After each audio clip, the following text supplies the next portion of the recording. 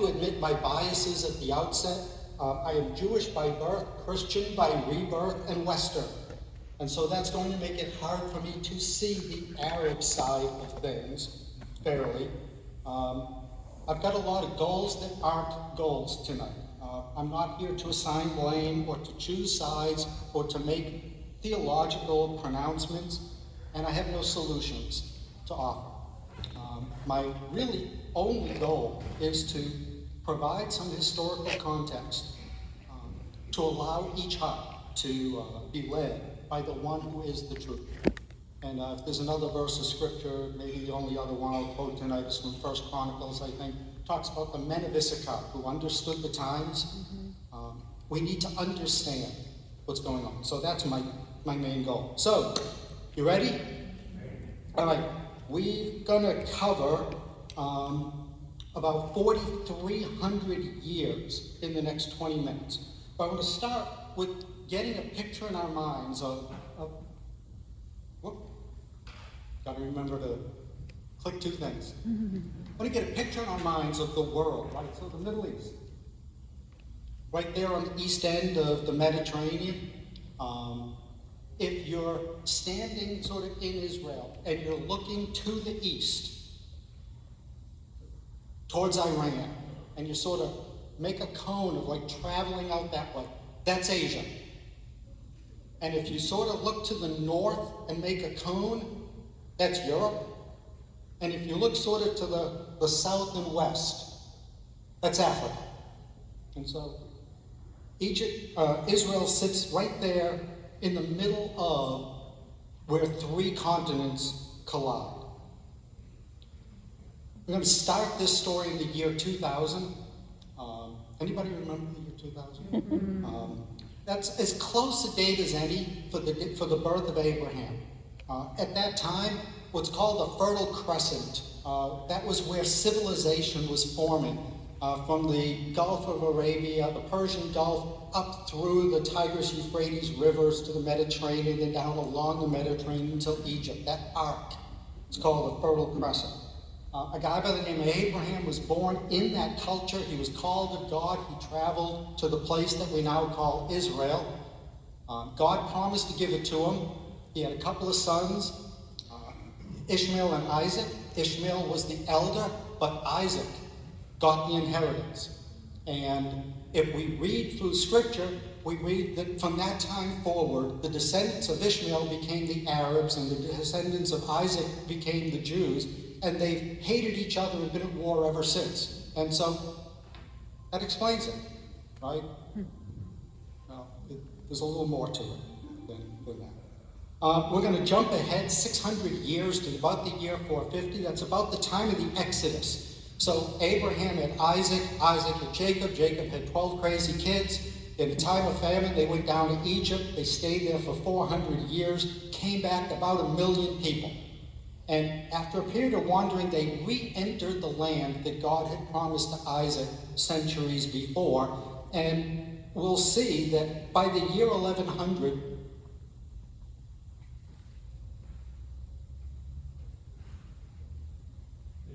here we go.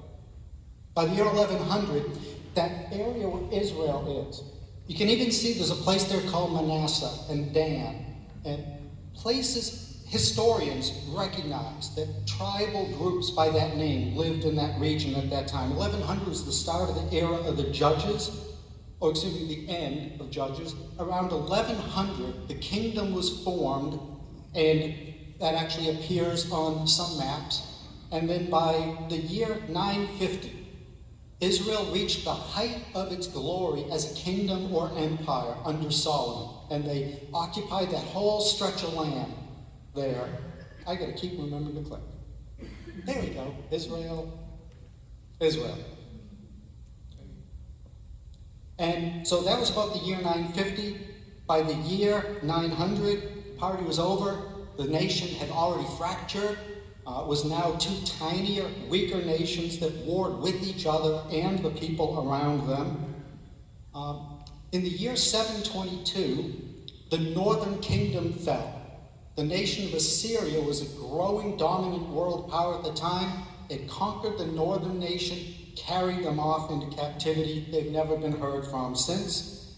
And then, just a short while later, in 586, the Babylonian Empire had replaced the Assyrians, and they conquered Jerusalem and the southern nation and carried them off into captivity. In the time of Solomon, there may have been about 1 million Jewish people living in the land. At the time of the Babylonian captivity, most scholars estimate that somewhere around possibly 10,000 remained of all the Jews. The Babylonian Empire didn't last very long. By 535, it had become the Persian Empire. And the Persian Empire didn't last very long. By the year 330, the Greeks, under Alexander the Great, had come out of Europe and had conquered through the whole region. So everything had been dominated by Asian cultures and also African, because Egypt was lurking down there in the corner the whole time. Now the European cultures are starting to get in the mix, and Greece didn't last all that long in terms of time. By the year 50, the Romans had conquered the whole thing, and by the year 70, the Jewish people had revolted. Now we're positive years. Now we're counting forward. So by 70 years after Jesus, the Jews had revolted one too many times against Rome, and the legions came down and utterly crushed the nation. Now, the Jews had prospered for a while in those years under Persian and Greek and Roman influence. At the Babylonian captivity, they dwindled to maybe 10,000, maybe 20,000 people. By the time of Jesus, they were 2, maybe 3 million again. By the time of the Roman conquest and crushing them, they destroyed every remnant vestige of Jewish in that land, killed almost everybody, drove almost everybody out of the land. About 150,000 people went to Alexandria in Egypt, maybe another 150,000 scattered into the world, and fewer than 10,000 remained in the land, and they were in teeny tiny villages and scattered everywhere. This is a really important event. This is called the diaspora. It's a Greek word for scattering. The Jews were scattered into the whole world and no longer lived in the Promised Land.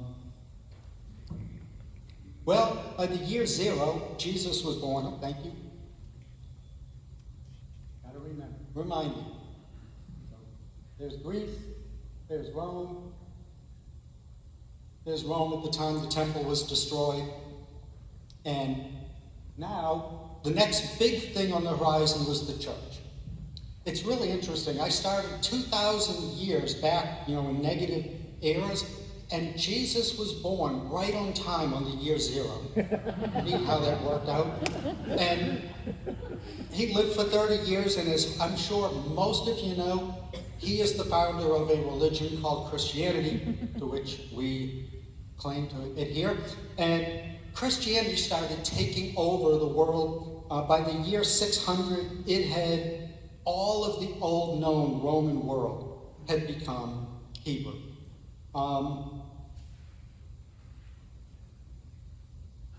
Around the year 313, the emperor of Rome, a guy by the name of Constantine, or Constantine, or Constantine, or however you pronounce it, became emperor, and he became a Christian. Christianity had so enveloped the Roman Empire at that time that it was like become a Christian or you're out. And so he became a Christian, and he made Christianity the state religion of the Roman Empire. And for a while, the Jews were finally allowed to return to Jerusalem and to Israel, but very few did. And then later in that 3rd century, the Roman Empire split into east and west parts, and the eastern part became known as Byzantium and became the Byzantine kingdom. And that's where the Eastern Orthodox religions are centered. And after a very few years, they decided that they didn't like the Jews very much either, and they started to persecute the Jews throughout Byzantium. And then Islam appeared. So around the year 600, Islam appeared, and it started to spread up the Arabian Peninsula, and then it spread into Asia and across North Africa. By the year 661, it was the dominant regional religion. The Dome of the Rock was built in Jerusalem in 691. And it's interesting, the Jewish people often aided Islam in its spread because they were so severely oppressed under the Christians.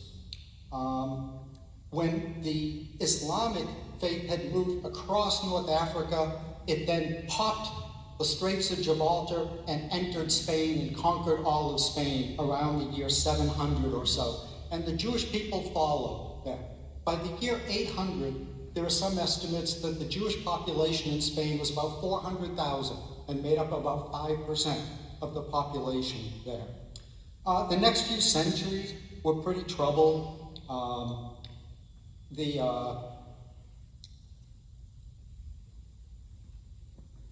The Umayyad Caliphate had sort of taken over Jerusalem, and the nations in Europe didn't like that, and so they started what's called the Crusades around the year 1090 or so. And there were 4 crusades, which were attempts to send armies of European knights to conquer the Holy Land and take it back and recapture Jerusalem. Those European knights had no love for anybody who wasn't a European knight. They slaughtered everyone. They were equal opportunity killers, Arabs, Jews. They just wiped out everybody they came in contact with. And a large part of the Jewish population that was still surviving in that region died off.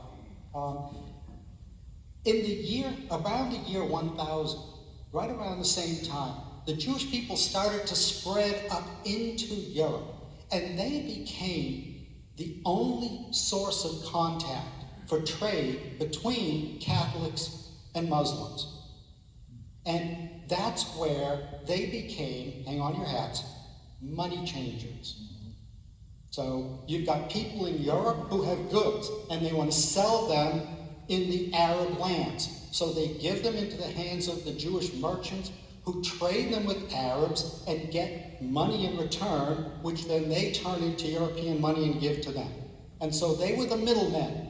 And so if you have heard through the years some references to Jews and money, you can trace it all the way back to the year 1000, when the Jewish people were the go-betweens between the Muslims and the Catholics. During the Crusades, the Jewish people picked up another name, Christ killers. That was their justification for wiping out Jews wherever they found them, was that they had killed Jesus. Over the next several hundred years, the Jewish population slowly moved into northern and western and then into Eastern Europe. In 1347, the Black Death hit Europe. Within 5 years, half the population of Europe was dead. In the Jewish areas, the death rate was much lower. They were people apart, they had different hygiene standards, and they had a much lower death rate.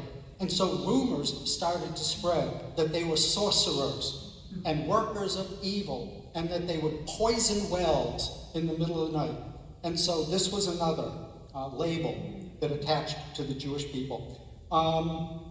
Because of all of that, they were steadily getting pushed out of Europe. In 1492, Columbus came to America, but Queen Isabella of Spain also threw out all the Jews. And so most of the Jewish population of Europe started moving up into Eastern Europe. In 1648, the Cossack Revolution overthrew what was then the Russian monarchy, and the Cossacks decided they didn't want these Christ-killing, money-changing, evil sorcerers in their land. And so they started pushing the Jewish population into what's called the Jewish Pale. And you can see on the map by the density, the Jewish people were forced into an area sort of between what's now Poland and Russia. And their lives were pretty miserable there. The Cossacks started a program in 1800 called pogrom, which in Yiddish for devastation. And pogroms were literally state-organized massacres. Just go into villages and kill and slaughter people. And so by 1875, the Jewish people were starting to leave Eastern Europe. Travel, communication, things had advanced enough to the point where people could get out of these villages and leave. And as the Jewish people started realizing, we've got to get out of Russia, returning to Zion started to become a thing. And Zionism was born, a movement to have the Jewish people move back to Israel. And in 1897, the First World Zionist Congress was formed with the stated goal to repatriate the Jewish people in their homeland. By this time, the Byzantine Empire had become the Ottoman Empire. The Byzantine Empire was Christian, the Ottomans were Arabs, and they did not want Jewish people moving back into Palestine. And so we started to see some friction appearing then. Over the next several years, there were 4 waves called Aliyah, means to go up. There were 4 big movements of Jewish people to go up to Jerusalem. The first one in the late 1800s, small, about 25 to 30,000 people, driven mostly by religious identity. They had a desire to go back to Jerusalem and build a temple and restore Judaism. The next big movement of people came out of Eastern Europe, and they were largely socialists, fleeing Russia. Then there was another wave around World War I at the end of that, and these were people who were just simply seeking economic freedom. And then in 1929 to 39, we had an enormous wave, 250,000 people, who saw the rising anti-Semitism in Europe and tried to get out. And it was at that point that there started to become serious frictions with the Arab people who were living there. A few thousand people scattered across the land, we can deal with that. 250,000, now they're starting to matter. And so that started causing more friction. While that was going on with the Jewish people, pan-Arab nationalism was rising. So across the Arab nations, in 1875 to 1900, the Renaissance finally hit the Arab world. Up until that time, the Arab people were still largely living in what to Europe would have been 1400s feudal culture. But suddenly, people started wanting to become middle class and move off of their little plots of land and form cities and cultures. And Islam started to go through a resurgence at that same time. Part of that was a response to European colonialism. Europe had been dominating that part of the world for a long time, and people were getting sick of it. Also, Zionism, a whole bunch of Europeans coming in. And to the Arabs originally, they didn't see the people coming in as Jewish. They saw them as European and colonialists. And they were tired of being owned by European powers. And then World War I came through the region, and the Ottoman Empire fell, and the British Empire took over everything. And then oil was discovered, and all of a sudden that part of the world mattered more than almost any other part of the world ever had. And then World War II hit.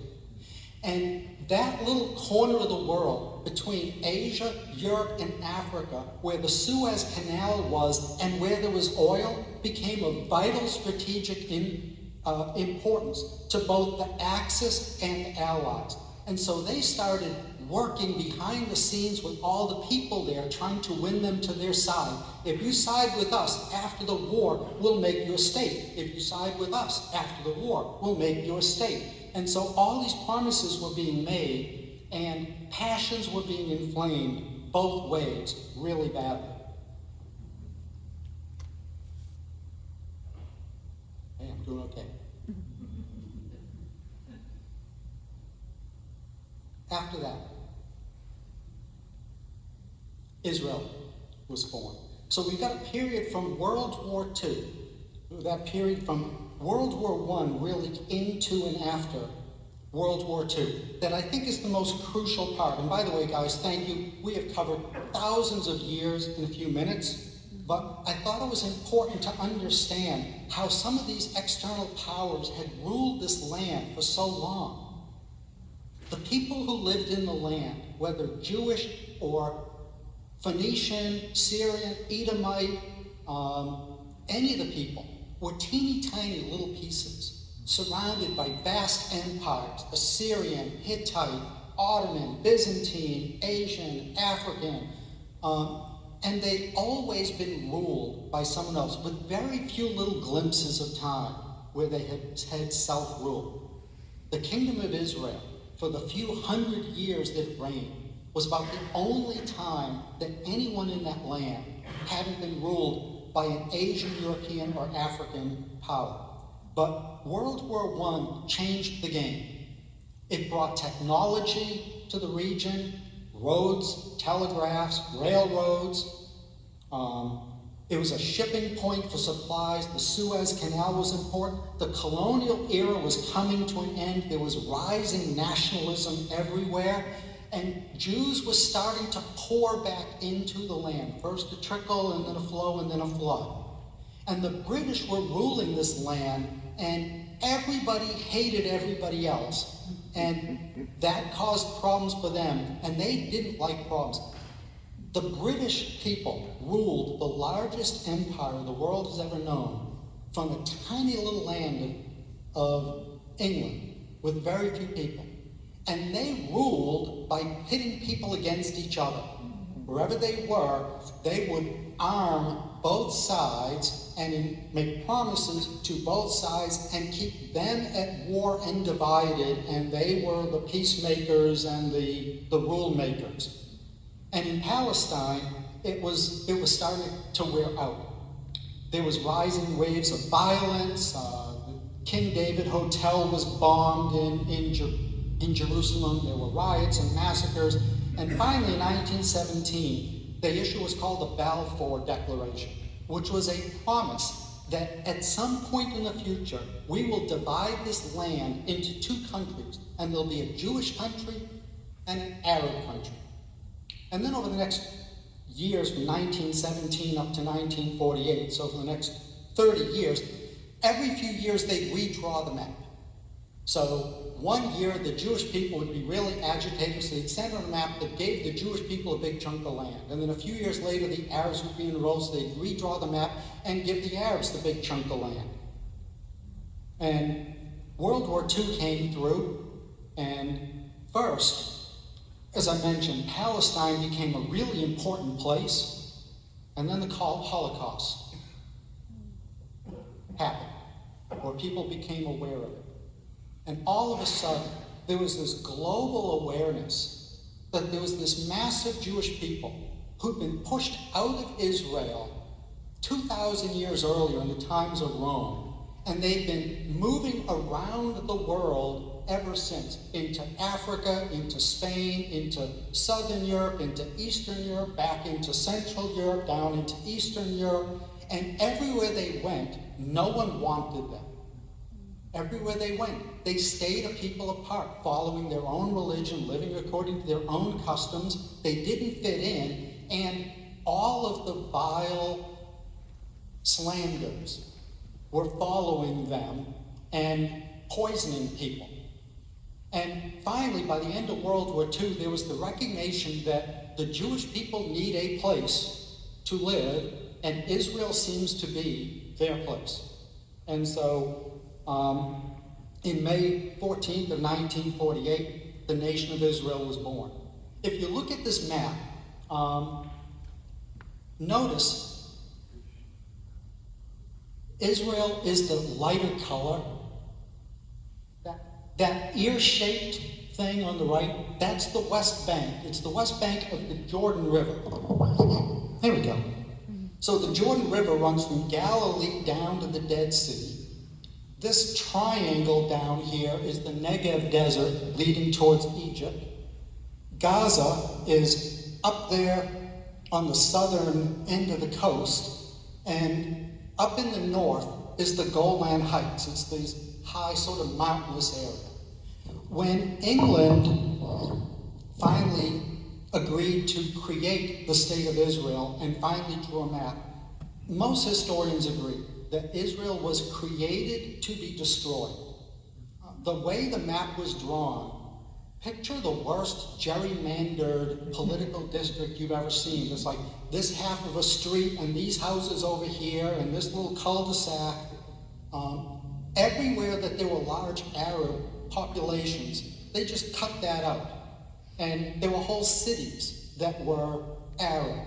And Israel had this sort of squiggly little piece of land. At its narrowest, it was less than 9 miles wide. And the British had been quietly arming the Arabs and preventing arms from going to the Israelis. And as the world started to see this, there was a fear that there was going to be another Holocaust in Israel. And so arms and materials started finally flowing to the Israelis. And when independence was declared, the 5 surrounding Arab nations declared war at that very moment, and they all attacked at once. And a few months later, all 5 had been defeated. The West Bank had been conquered. The Golan Heights had been conquered. Gaza was given over to the Egyptians. And those areas that Israel conquered in those first days have been a debate ever since. Israel's view is there is no way for us to survive with security as a nation with a border that looks like that, especially when we're surrounded by people who want us dead. So Israel's position is this neater, cleaner border is one that we can defend. From the Palestinian side, May 15th is called Nakba Day. Nakba is an Arab word for disaster. When Israel declared independence and all of the surrounding Arab nations attacked, 700,000 people who were living in Israel fled. They were either killed or fled.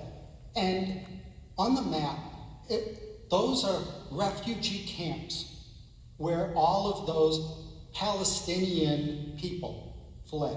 Now, I use the word Palestinian very loosely because at this point, there was no such thing as a Palestinian people. There was a place called Palestine. People lived there, but they were Persian and Arab and Turkish and Egyptian and Coptic and all these different pieces, remnants, and they'd never been a people or a nation. But when they were forced out of Palestine, all of a sudden they became Palestinian. And they were pushed into camps. And this map is a 2022 map. That one? Oh. That one. That one. That one. All right, yeah. All right. That's where the refugee camps are. So some of them are still in the West Bank. There's a whole bunch that went into Jordan. Some went up into Syria. Some went up along the coast into Lebanon. And then there's a whole bunch down in Gaza. And those little circles, it didn't kind of got fuzzy. The biggest circles are more than 1 million people. And so the Palestinian people had this thing called Nakba, disaster, where they lost their homes and they lost their lives and they were forced out of their land into refugee camps and the surrounding cultures. But the surrounding people never let them out of those camps, not even to today. For the first few years, they kept them in the camps because it was a convenient bargaining chip for public opinion. Look at all of these refugees.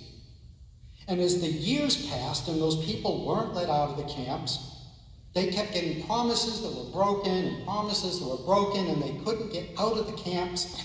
And they started to grow in their hatred and frustration and started to become radicalized and violent. And now the people who are in the land really don't want them. They don't want to let 1 million angry people into their land. This is why the Gaza border right now is still blocked. It's because Egypt doesn't want tens of thousands of radical Palestinians coming into Egypt. So as long as they're in their camps, then there's a name for them, and they become a tool. And so, after the War of 1948, up until 1967, Egypt controlled the Gaza Strip. Then in 67, there was another war, and Israel took control of the Gaza Strip. And they kept an armed military presence there until 1994. Then in 1994, the Palestinian Authority, which was the remnant of a group called the PLO, which was a radical firebombing, suicide bombing, fighting for freedom, but they hung around long enough to finally get legitimacy, and they became the governing authority in Gaza and the West Bank. And that lasted until 2005, and then after another war, Israel took over again. But then in 2005, Israel pulled all of their troops out of Gaza, and they had been building settlements while they were in control of Gaza. If you see on TV, cities and roads and hospitals, they were all built by the Jewish people while they controlled Gaza. They were building infrastructure. When they left, they pulled their settlers out as well. It was very controversial all around. And then in 2007, Hamas came to power, and they overthrew the Palestinians in Gaza. Now, the Palestinians don't much like Hamas either. So how did they come to power? Well, for one thing, they started with the grassroots, and they were building schools and clinics and distributing food and aid centers and recruiting people while they were doing it. And the Palestinian Authority was hated and corrupt. They had made league with Israel. They were working with the enemy. And the Obama administration was pushing hard for a two-state solution and right to self-determination, and they forced a vote, and Hamas won overwhelmingly. And so that's how Hamas wound up there.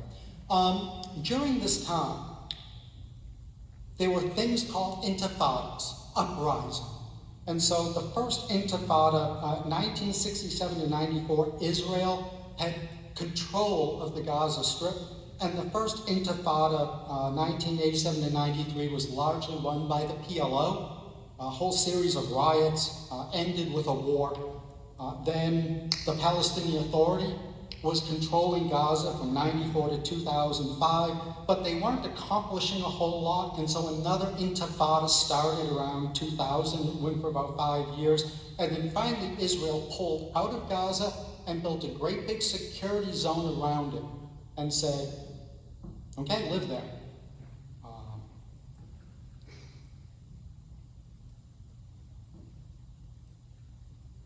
Wow. I got some concluding thoughts, and then we're going to have lots of time for questions. My first one is, I read a book years ago. Samuel P. Huntington is a fellow of advanced degrees in international relations, all the degrees that I don't have. He wrote a book called Clash of Civilizations and the Remaking of World Order. He describes what he calls fault line wars, where cultures collide. So there's European culture, there's an Asiatic culture, there's an African culture, there's an Indic culture in India, there's a Sinic culture out in China, where you've got these large blobs of people in these large regions.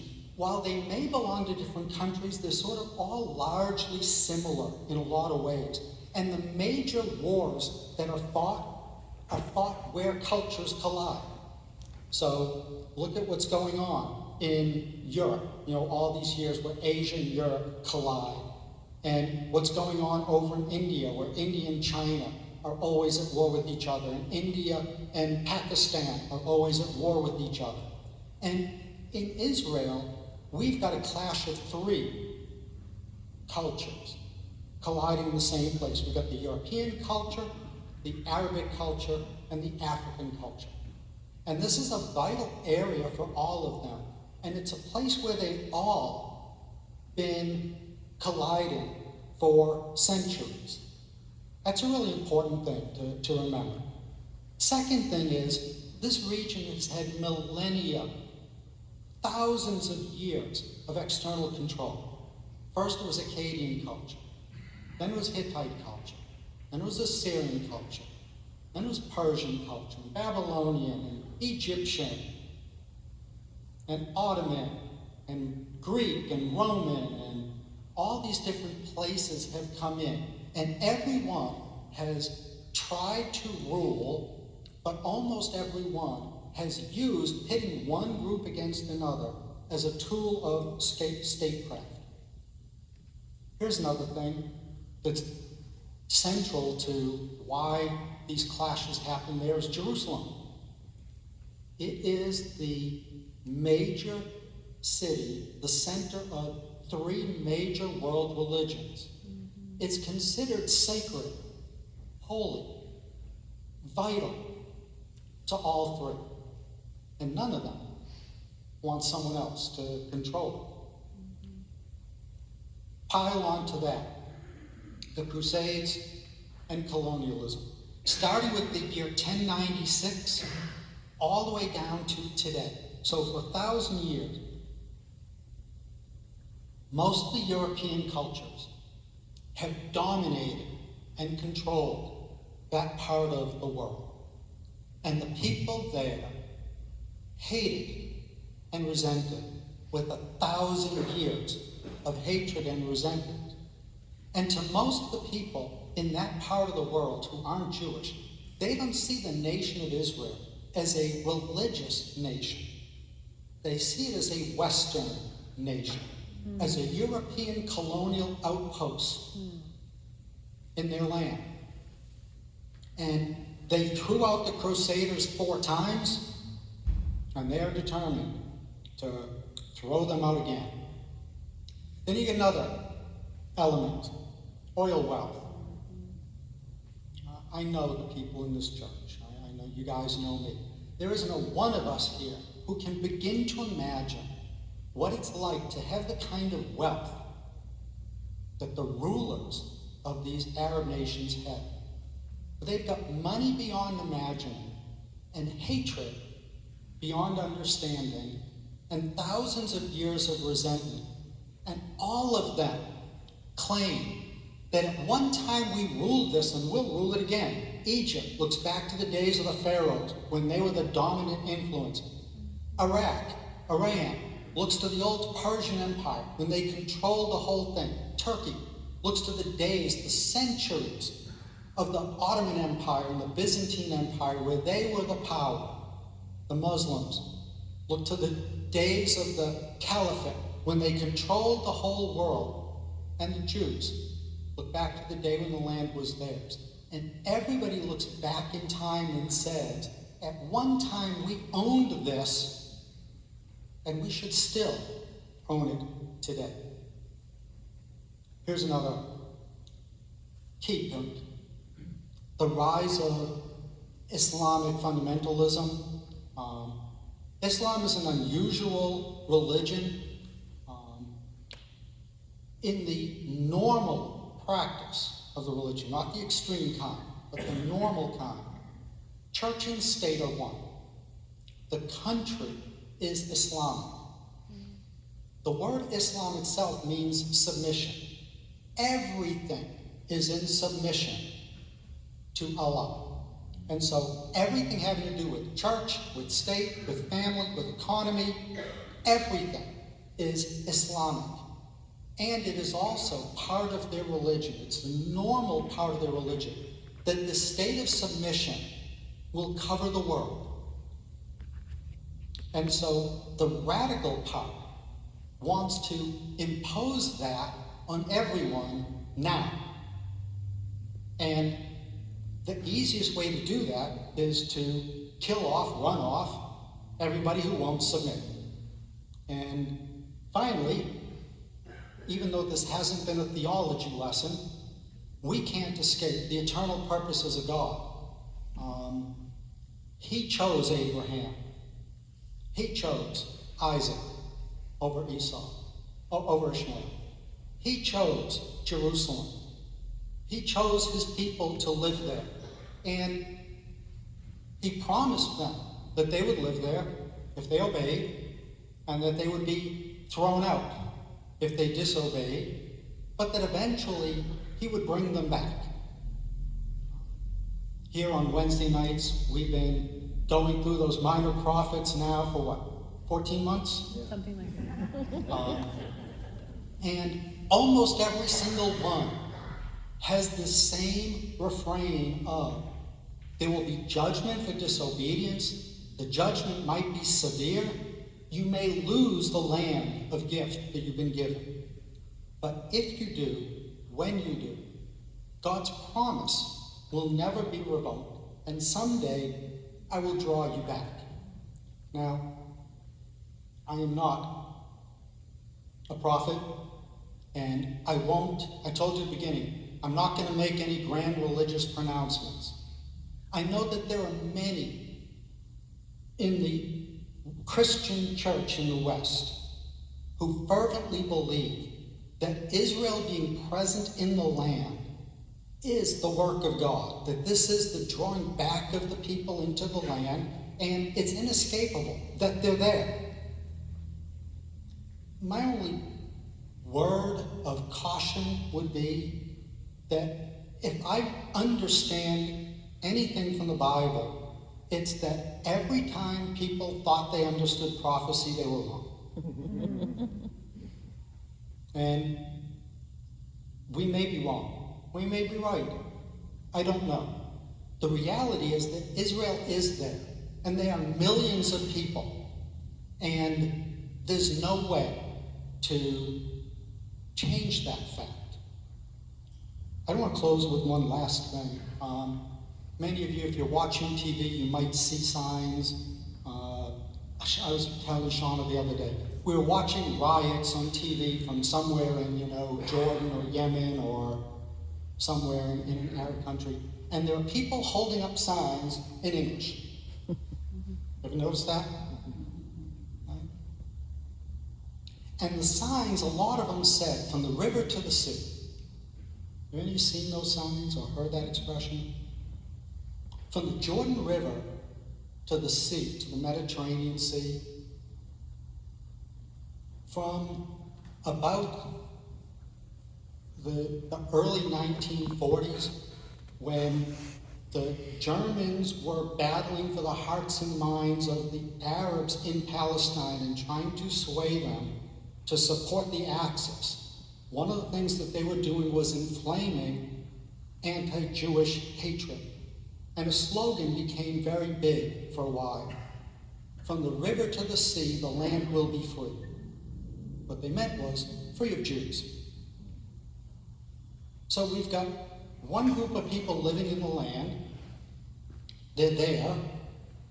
They're there by birthright. They're there by biblical right. They're there by historical fact. And they are surrounded by people who want them dead.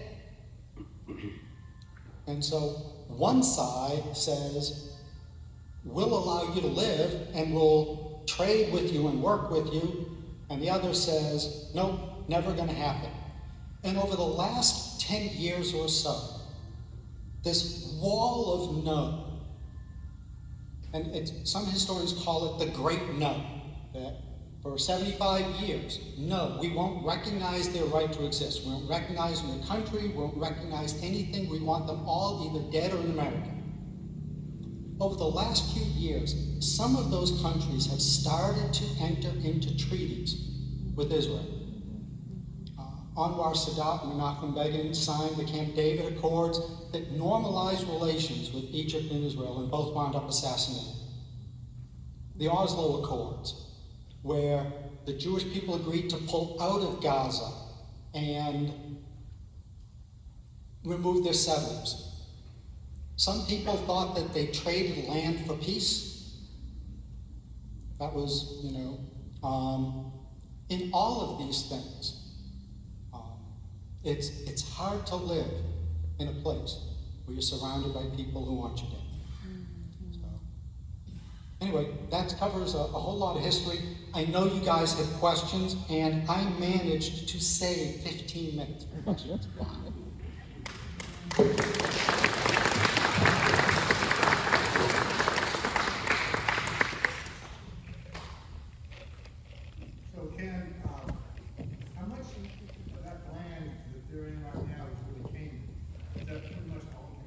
It's pretty much all Canaan.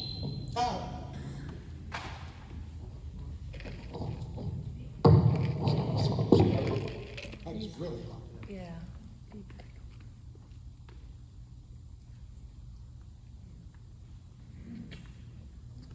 Go back.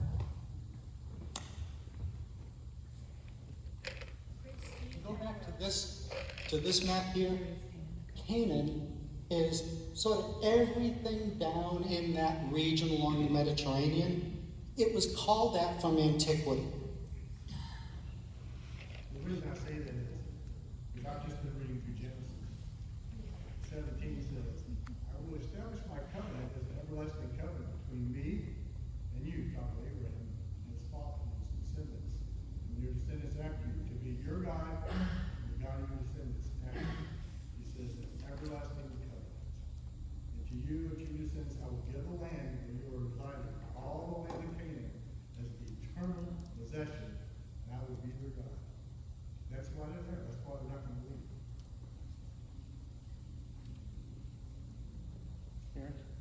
I just wondered if you had an electrified pointer so that you could point. Yeah, he does on there, On this, but you can't see it very well on that screen. Oh, Yeah, the laser doesn't, okay. the light messes it up. Someone else have a question? Go ahead, okay, go ahead. I've heard some people have said that the Jews being back in the land now is not the fulfillment of Scripture because they have not come back in faith. I've heard that too, and I've done a lot of reading. The Aliyahs, right, the waves of people coming back. So there was a remnant of Jewish people who had been in that land forever. They've never been eradicated, but at times they've been down to a handful of thousands of people. By the time of World War I, they were starting to build back, and they were now, tens of thousands of people. And then waves of people from outside start coming in. The first Aliyah, these were people who were religiously motivated. They wanted to restore Israel and rebuild the temple. The next wave of people were socialists. They just wanted farms and land. And by the time Zionism was really taking root, and wave after wave, it was like 20 to 30,000 the first one, 35,000 or so the next one, 45,000 or so the next one. A lot of the Jewish people who were living in the land resented it and didn't want them. These were secular people. They weren't coming back for Israel. They were coming back for money and for peace, to build land and to build houses and not be killed there. And so there is a healthy debate as to whether this is the regathering of the Jewish people or whether this is just an accident of history.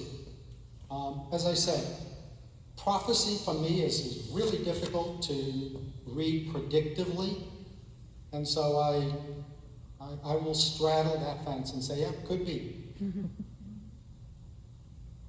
There is a fictional book called The Chosen that I'd recommend you read, and it takes place in the World War II era, and it presents those in America, but it's a Jewish secular professor and his son, and then a ultra-conservative rabbi and his son, and they're conversing on that, and it's interesting, they talk about that, and the ultra-conservative is against establishing a nation, because he says not. So if you're interested in just kind of reading a fictional story, it tells that. Someone else who has married, okay. My fourth grade teacher was wife of the Jewish rabbi in Paducah, Kentucky. And he would, I don't know anything more about it, but I did have him as my instructor in junior college, the rabbi himself. Yeah. It's neat to be able to talk with people, and if you can encounter, that's excellent to do. Someone else. I think it's, Outside of cultural disagreements and maybe even religious practice, and I hate to even say it, but it's money, power, and greed. and it's really annoying. I There's, mean, it is what it is. Look at like Saudi Arabia with their oil, and you know that affects us, the whole world. the God of this world we know is the God of mammon, and a God of, and a sower of disorder. Someone else. I think one of the thoughts that came to my mind is what happened here recently in Israel, how horrible things that happened. It's reminiscent of the Assyrians and what they did when they came in, reading the New Testament, we were looking at them, just horrific stuff. And I, Seems like this is the way this judgment or this thing is. and as I said at the beginning, my biases. I'm Jewish, I'm Christian, I'm Western. But I'm also a human. And I was talking with Caleb, that's my son. That was what sparked my interest in digging through this, because he said that Hamas is doing this because the Hebrew people, the Jewish people, have them living in this giant, ghetto, and they're bombing them and killing them and oppressing them. And he's right. They are. So they have to ask, so why? Why are they doing that? Well, because all the people who they've got walled away are people who've been trying to kill them for 75 years. Okay, why are these people trying to kill them? And so I sort of kept chaining it backwards. And the reality is that there are hatreds here that go on for thousands of years. Think about our couple hundred years here in America and our experience of the Civil War and slavery, and how difficult it is for us as a people to move past that from 150 years ago. This has been going on for thousands of years, and one act of violence triggers an act of retributive violence, which triggers another act of violence, which triggers another act. This latest one, though, this is truly scary. This is abhorrent. I've been asking myself, and I said I have no answers, but I've been asking myself, what level of hatred and evil would allow someone to convince themselves that the justice of their cause mandates they slaughter people the way these Israelites were recently slaughtered? I can't think of one, but clearly that's how they feel. Anyone else? We got just another minute or two. I have a question. I don't know if you got into this. I don't even know how to necessarily phrase this. But we've talked about, you and I before, about how Europe treated, you talked a lot about how Europe treated the Jewish people and horribly.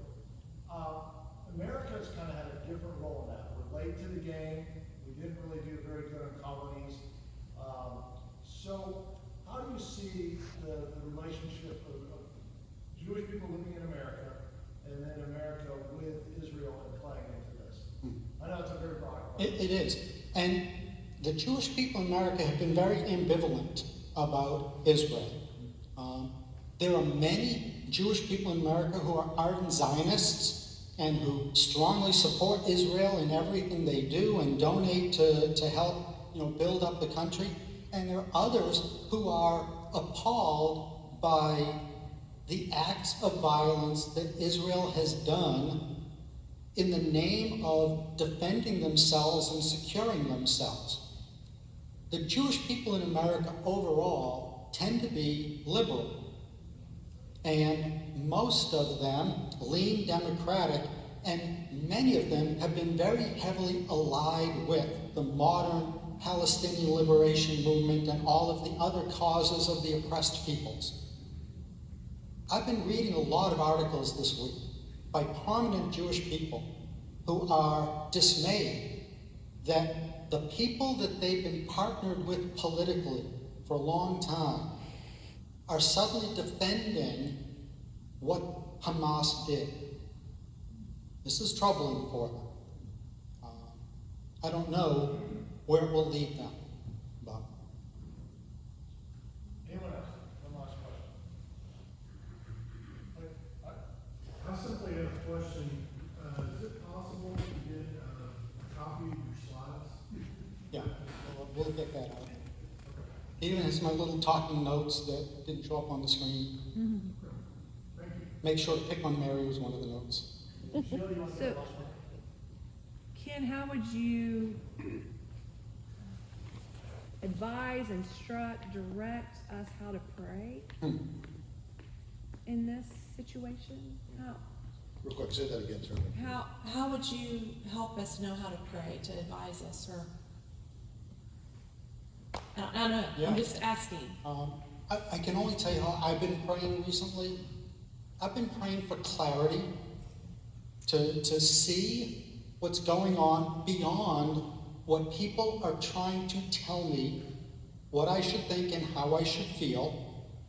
So I've been praying for clarity. I've been praying that God will open my eyes to see my own biases and prejudices and to feel for human suffering anywhere.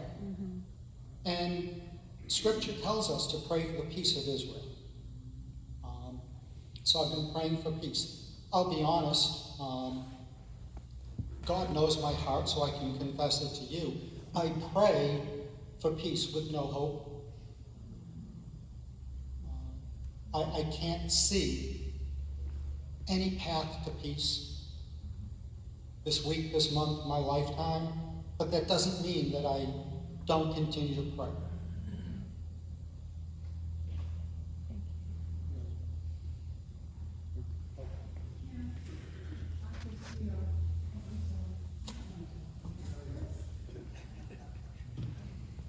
I'm sorry, this is, our God is sovereign. And there are people lost on both sides of this, and he knows that. And there are people, there are godly missionaries that are on in all of these countries. They're in Iran, they're in Iraq, they're in Egypt, they're paying their lives, they're sacrificing their lives to go and take the gospel, and people are coming to Christ. And I get the voice of the martyrs, and so I get some of that on there. But we are to be praying for the Palestinians. We are to be praying for the Jewish people, Israel. And God is sovereign. We're praying for souls for the kingdom. And that should be our heart before Him, for them, and all the people that are suffering, that somehow they will be reached with the gospel for eternity. And I ask Him, break my heart. I'm not over there, but we have people who are. We have siblings in Christ who are there, and they have taken their families, and they are really sacrificing. And some of them are probably with the Lord now. But just to remember that He is sovereign, and not to give up hope, not to let the news get us down. And yes, I see the news, and it's depressing, it's discouraging, but I need to take it to Him and not let it roll me over, because that's just what Satan wants to do. He wants to gain ground in God's people. Yeah. And anyway, thank you for sharing tonight, Ken. And piggybacking that, I do believe that God is sovereign. You've heard me say this, those of you who chatted with me. My best definition for God is the only being in eternity who has never said, "Oh, I didn't see that coming." He knew this moment. I may be lost in confusion. I may not see a path to peace, but I don't see the future as He does. I don't know how this fits His purpose, but I know that it does. And if I could just add one thing to the pray to break my heart, I pray regularly that God will break my heart for the things that break His heart. Not break my heart for the things that some politician wants my heart broken for. Not break my heart for the thing that some advertiser wants my heart broken for. I pray that God will break my heart for the things that break his heart.